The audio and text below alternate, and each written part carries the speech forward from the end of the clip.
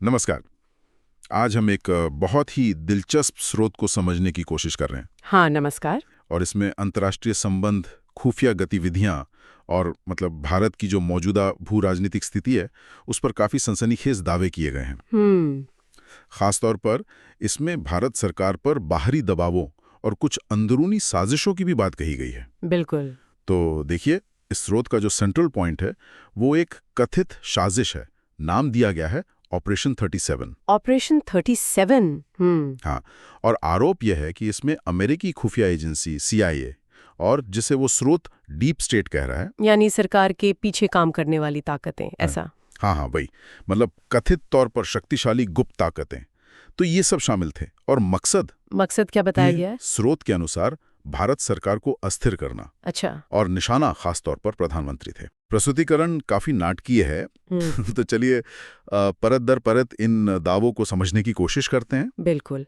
और ये शुरू करने से पहले एक बात साफ कर देना जरूरी है, मुझे लगता है। हाँ, बताएं। कि हम यहाँ सिर्फ और सिर्फ इस स्रोत में जो दावे किए गए हैं, जो तर्क दिए गए हैं, उन्हीं का विश्लेषण कर रहे हैं। सही।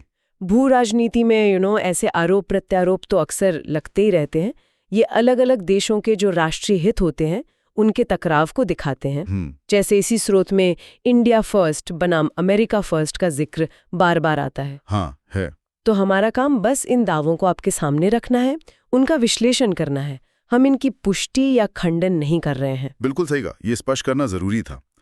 तो फिर आते हैं मुद्दे पर। स्रोत के मुताबिक ये कथित ऑपरेशन 37 आखिर था क्या? हाँ। दावा ये है कि CIA और डीप स्टेट ने मिलकर एक योजना बनाई। लक्ष्य पूरी बीजेपी सरकार को हटाना नहीं था। अच्छा। सिर्फ प्रधानमंत्री मोदी को पद से हटाना था। और तरीका क्या था? कथित तौर पर भारत के ही 37 सांसद। 37 सांसद? जिन्हें स्रोत ने इतिहास का हवाला देते हुए जयचंद कहा है। यानी अंदर के ही लोग जो बाहर वालों से मिल जाएं। हाँ, बिल्कुल।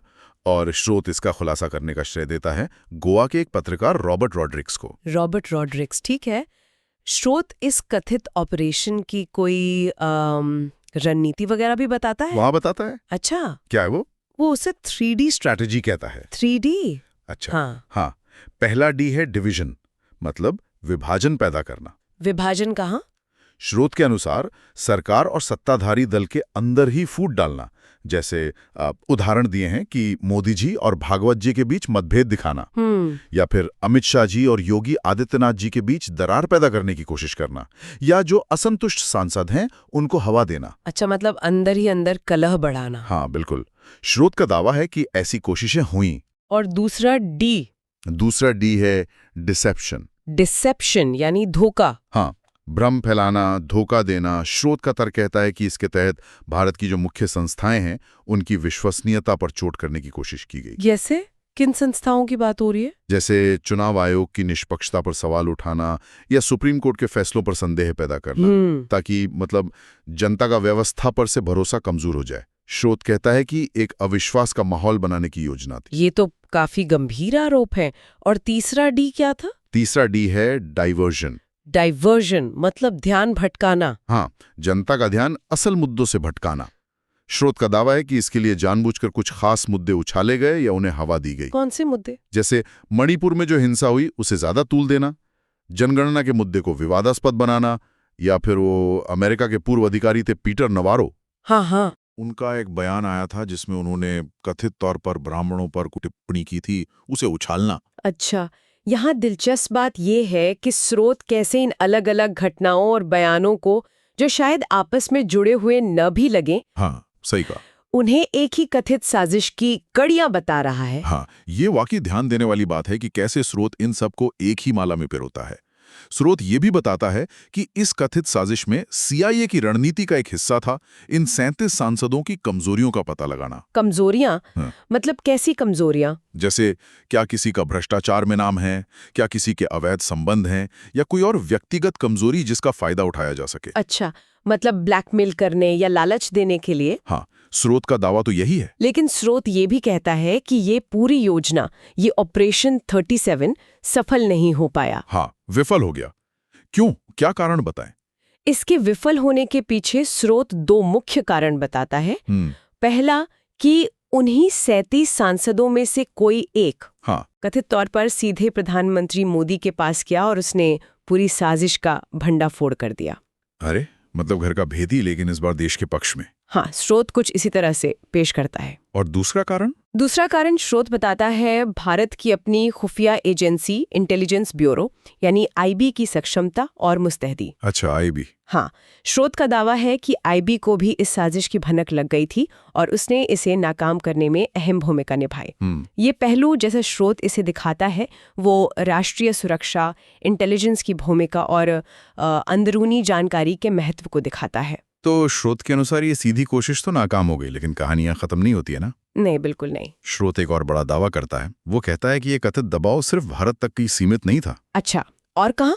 कई और देशों के नेता जिन्होंने प्रधानमंत्री मोदी के साथ अच्छे संबंध बनाए या जो भारत के नजदीक आए, हाँ, उन्हें भी कथित तौर पर मुश्किलों का सामना करना पड़ा या सत्ता गंवानी पड़ी। अरे किन नेताओं का जिक्र है? स्रोत इसमें कई उदाहरण देता है। हाँ, श्रीलंका के पूर्व राष्ट्रपति गोटाबाया राजपक्षे, हाँ, उनका तो पतन हुआ था। बांग्लादेश की प्रधानमंत्री शेख हसीना पर बढ़ता दबाव, हाँ, नेपाल में सत्ता परिवर्तन, जापान के पूर्व प्रधानमंत्री शिंजो आबे की दुखद हत्या, फ्रांस के राष्ट्रपति मैक्रों की मुश्किलें, यहाँ तक कि मंगोलिया के नेता का भी जिक्र है। बाप रे, मतलब स्रोत इसे एक पैटर्न की तरह दिखा रहा है। हाँ, बिल्कुल, कि जो भी नेता भारत के साथ मजबूती से खड़ा हुआ या वैश्विक व्यवस्था में कुछ खास ताकतों के हितों के विपरीत गया, उसे कीमत चुकानी पड़ी, ऐसा? स्रोत का इशारा इसी तरफ है। ये तो बहुत बड़ा दावा है। स्रोत इसे किस बड़े कॉन्टेक्स्ट में रखता है? स्रोत इसे अपनी उसी डीप स्टेट वाली अवधारणा से जोड़ता है। अच्छा। उसका कहना है कि ये कथित डीप स्टेट विश्व स्तर पर देशों को नियंत्रित करने के लिए एक खास रणनीति अपनाता है। क्या रणनीति? जिसे वो डेट एंड ट्रैप कहता है। डेट एंड ट्रैप यानी कर्ज और जाल। हाँ, बिल्कुल। पहले देशों को भारी कर्ज दो, खासकर इंफ्रास्ट्रक्चर वगैरह के नाम पर, और फिर जब वो कर्ज चुका ना पाए तो उन्हें अपनी शर्तों पर झुकाओ, उनकी नीतियां बदलो, उनके संसाधन कब्जाओ। स्रोत का तर्क है कि ये एक आजमाया हुआ नुस्खा है। हाँ, और स्रोत ये भी कहता है कि भारत के पिछले प्रधानमंत्रियों को इस तरह के सीधे टकराव का सामना क्यों नहीं करना पड़ा। अच्छा, क्या वजह बताइए? स्रोत का तर्क है कि पहले के भारतीय प्रधानमंत्री वैश्विक मंच पर उतने मुखर या असर्टिव नहीं थे जितने प्रधानमंत्री मोदी हैं। वो शायद वैश्विक दबाव के आगे मतलब थोड़ा झुक जाते थे या बीच का रास्ता निकाल लेते थे। लेकिन मोदी की इंडिया फर्स्ट नीति, हाँ, जैसा स्रोत कहता है, वो सीधे तौर पर कुछ वैश्विक शक्तियों के हितों से टकराती हैं, इसीलिए उन्हें कथित तौर पर निशाना बनाया गया। और ये टकराव सबसे ज्यादा किस मुद्दे पर दिखा स्रोत के हिसाब से? यहाँ हम स्रोत के एक और बहुत महत्वपूर्ण तर्क पर आते हैं। बताइए। रूस यूक्रेन युद्ध के बाद भारत का रूस से रियायती दरों पर कच्चा तेल खरीदना जारी रखना। हाँ, ये तो बड़ा मुद्दा था। स्रोत का दावा है कि अमेरिका, G7 देश, नाटो, इनकी तरफ से भारत पर भारी दबाव था कि वो रूस से तेल ना खरीदे, ताकि रूस पर आर्थिक दबाव बढ़े। हाँ, लेकिन प्रधानमंत्री मोदी ने ये दबाव नहीं माना। स्रोत इसे कथित दुश्मनी का एक मुख्य कारण बताता है। स्रोत में इस बात का भी जिक्र है कि भारत और चीन पर 100% टैरिफ लगाने की धमकी भी दी गई थी। ओहो, 100% टैरिफ। हाँ, तो स्रोत इस तेल खरीदने के फैसले के असर को कैसे देखता है? मतलब इसका नतीजा क्या हुआ? स्रोत का तर्क यहाँ बहुत दिलचस्प है। वो कहता है कि भारत के इस कदम ने दुनिया को एक बड़े संकट से बचा लिया। बचा लिया? कैसे? याद कीजिए 1973 का तेल संकट। हाँ, बिल्कुल, जब तेल की कीमतें आसमान छू गई थीं। हाँ, जब तेल उत्पादक देशों ने सप्लाई रोक दी थी और कच्चा तेल रातों रात $3 प्रति बैरल से बढ़कर $12, फिर $30 तक पहुंच गया था। हाँ, दुनिया भर में हाहाकार मच गया था, अर्थव्यवस्थाएं चरमरा गई थीं। बिल्कुल। स्रोत का दावा है कि अगर भारत और चीन जैसे बड़े देश रूस से तेल खरीदना बंद कर देते तो वैश्विक बाजार में तेल की कीमतें आसमान छू लेती, शायद $200-300 प्रति बैरल तक पहुंच जाती और 1973 से भी बड़ा संकट आ जाता। दुनिया भर में अस्थिरता फैलती, सरकारें गिर सकती थीं। अच्छा, तो स्रोत के अनुसार भारत ने न सिर्फ अपने हित साधे बल्कि रूस से तेल खरीदकर वैश्विक तेल कीमतों को एक हद तक स्थिर रखने में मदद की। हाँ, जिससे दुनिया एक बड़ी मंदी और उथल-पुथल से बच गई। स्रोत का तर्क तो यही है। अगर हम स्रोत की बात माने तो ये कदम सीधे तौर पर पश्चिमी देशों की रूस को अलग-थलग करने की रणनीति को चुनौती थी। हाँ, और इसने शायद अमेरिकी डॉलर के वैश्विक प्रभुत्व को भी कमजोर किया, क्योंकि ये व्यापार डॉलर में नहीं हो रहा था। परोक्ष रूप से तो हुआ ही होगा। स्रोत प्रधानमंत्री मोदी को इसका काफी श्रेय देता है। हाँ, और स्रोत इस बात पर भी जोर देता है कि भारत ने सिर्फ कच्चा तेल खरीदा ही नहीं, हाँ। बल्कि उसे अपनी आधुनिक रिफाइनरियों में प्रोसेस किया और फिर रिफाइंड पेट्रोलियम उत्पाद जैसे डीजल, पेट्रोल, हाँ। उन्हें दुनिया के कई देशों को बेचा, यहाँ तक कि यूरोप और अमेरिका को भी। अच्छा। इससे भारत को तो बड़ा आर्थिक लाभ हुआ ही, साथ ही उन देशों को भी राहत मिली जहां तेल की कमी थी और सप्लाई चेन बनी रही। स्रोत में प्रधानमंत्री मोदी के एक कथित बयान का भी जिक्र है। हाँ है, जो उन्होंने शायद बंद दरवाजों के पीछे किसी मीटिंग में कहा था। क्या था वो बयान? बयान कुछ ऐसा था कि वो जानते हैं कि रूस से तेल खरीदने के उनके फैसले की उन्हें व्यक्तिगत कीमत चुकानी पड़ सकती है। ओहो। लेकिन वो देश हित में ये जोखिम उठाने को तैयार हैं। स्रोत इसे प्रधानमंत्री के दृढ़ निश्चय और बाहरी दबावों के सामने न झुकने के सबूत के तौर पर पेश करता है। ये वाकई आर्थिक कूटनीति और रणनीतिक स्वायत्तता का एक जटिल मामला है, जैसा स्रोत इसे दिखाता है। बिल्कुल। अब जरा खुफिया एजेंसियों और रणनीतिक गठबंधनों की तरफ लौटते हैं। स्रोत इस मोर्चे पर क्या कहता है? स्रोत कुछ और दिलचस्प, हालांकि ये भी अपुष्ट दावे ही हैं, वो करता है। जैसे?